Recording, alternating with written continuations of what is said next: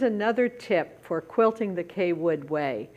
As a lot of you know who have come to my seminars, I don't really think of myself as much a quilter as I do a quilt engineer.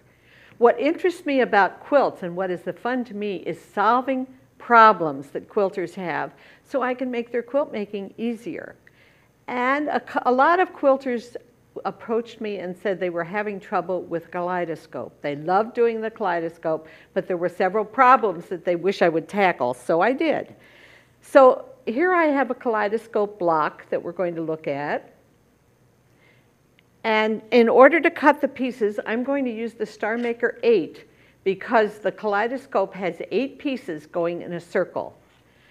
And the way that we're going to use this is we'll use this angle, and if you can read that, it says Kaleidoscope. That's the angle we're using. And in order to make a kaleidoscope, we're going to cut what we call a topless triangle. That means I'm going to put the first line down from the point of the Starmaker 8 at the top of the strip and cut a piece, and I get this triangle. And then I'm going to turn it upside down, and now this line is at the bottom. So we have all topless triangles. All right, that will take care of one of the problems, but we'll get to the other problem in a few minutes. And that is the corners.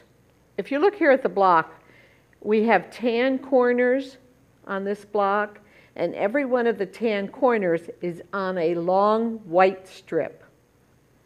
So what I'm going to do is cut a bias strip of the tan,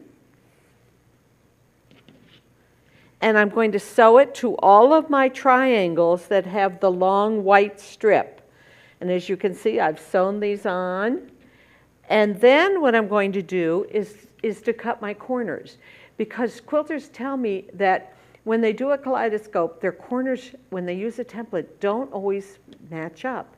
And that stands to reason, because unless they use the exact seam allowance, the exact seam width, everything exactly the same as the designer, they won't line up. But with this way, we've put a bias strip. Why bias? I know people sort of jump when you say the word bias.